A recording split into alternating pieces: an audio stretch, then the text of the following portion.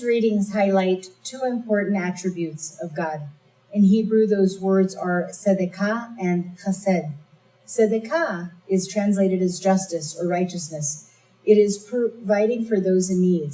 God's nature is tzedakah. He is not indifferent to the marginalized, the oppressed, or the excluded. Rather, we see God as the defender of the widow, the orphan, and the oppressed. A second attribute highlighted is chesed, which tells of God's steadfast love and mercy. It is not an emotion, but it is God's nature. God is chesed. God is love and mercy. Every act of God towards humanity is chesed. These are the most used words in the Hebrew scriptures, and they tell us about God's nature. As we look at God's attributes of tzedakah and chesed, we acknowledge that God calls us to be an extension of those attributes. In other words, God is asking us to move to action, to be God's tzedakah and chesed in the world today. These attributes of love, mercy, and justice are clearly visible in the first reading and the psalm. God hears the cry of the poor and the oppressed and responds to those needs. In the second reading, St. Paul lives as an extension of God's tzedakah and chesed and says that he has made it to the end and asks for strength. The gospel reading reminds us to be humble and live as God is. As we better understand these attributes and God's nature, we better understand what God is calling us to be. We must be like St. Paul and ask for the strength to continue to perform this duty so that through our hands and feet, the steadfast love, mercy, and justice of God is experienced by those most in need today. Isn't that amazing? God invites us to help incarnate his love, mercy, and justice in the world. Today's readings instruct us to focus on the cry of the poor, because God, by his very nature, cannot be indifferent to the cries and sufferings of his children. It is like watching the response of a new mother who hears her baby cry and feels a pain in her heart, a pain that moves her to immediate action. And her natural response is to quickly assess the needs of her child and alleviate the reason for those cries. And even as that child grows into a toddler, a teenager, or into a full-grown adult, his or her cries inspire a shared hurt and pain. A mother's love is like God's love and cannot be indifferent to the cries of her child. Can you imagine God who hears the cries coming from the poor and the suffering and the marginalized in our world today? And God is a mother calling us to quick action to alleviate the reason for those cries. The readings invite us to view the current situation in our world not from a distance through a news story or a newspaper article, but from a real life perspective, from a face-to-face interaction, from a place that allows us to hear the cry of the poor. Our greatest challenge today is that we live fast-paced lives that follow a certain direction.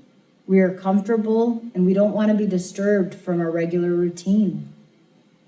We run the risk of getting so caught up in our life that we can no longer hear the cry of the poor. One of the greatest crises today is that we don't help the poor, the marginalized, and we are indifferent to their suffering. The scriptures ask us if our ears are in tune to the cry of the poor. Can we recognize what their cries sound like?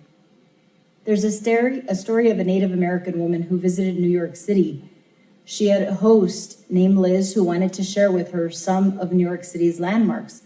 And so she took her to Times Square to experience the energy.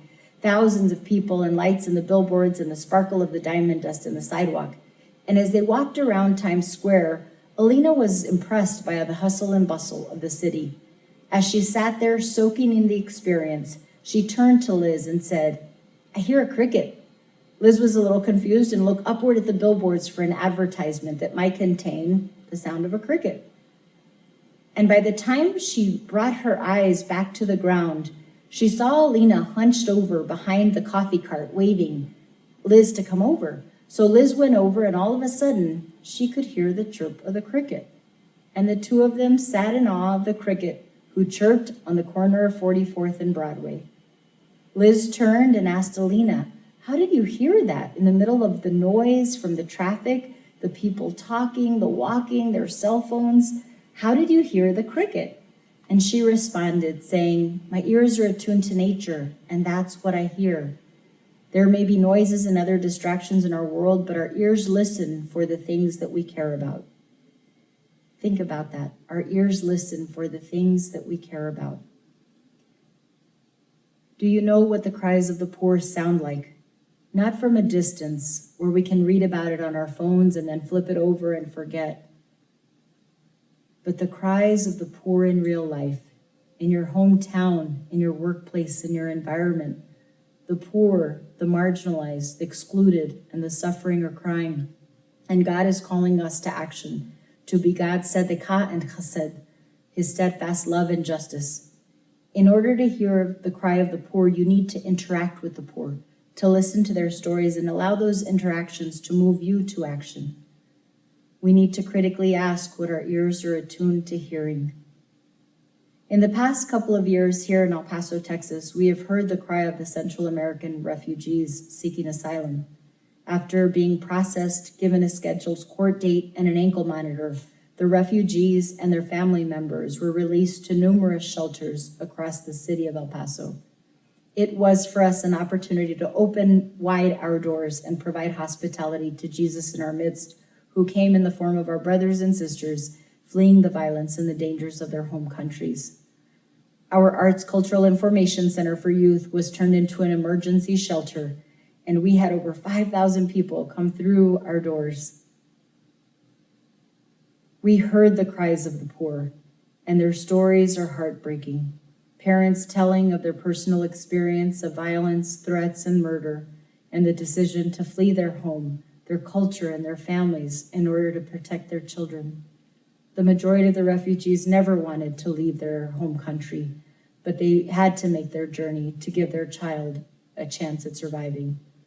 And as the refugees came to our door daily, we had the opportunity to better understand God's tzedakah and chesed, and in our hearts grew, and in the hearts of the people. It didn't matter where you were born. The volunteers and the guests shared and lived God's love, mercy, and justice. Tzedakah is not justice the way we understand it today. It is providing support and the voice for those in need, not out of charity, but out of our religious obligation to be an extension of God. Chesed is God's steadfast love. It is an interpersonal relationship. It is not just a feeling of goodwill, but a practical action on behalf of the other. Today, I invite you to reflect on God as tzedakah and chesed. God is love and mercy and justice. And then seek a face-to-face opportunity to hear the cry of the poor. Step out of your comfort zone this week and seek someone marginalized, oppressed, and listen to their story. And like St. Paul, pray for strength to be an extension of God's tzedakah. God is tzedakah and chesed. May you be an extension of his love, mercy, and justice.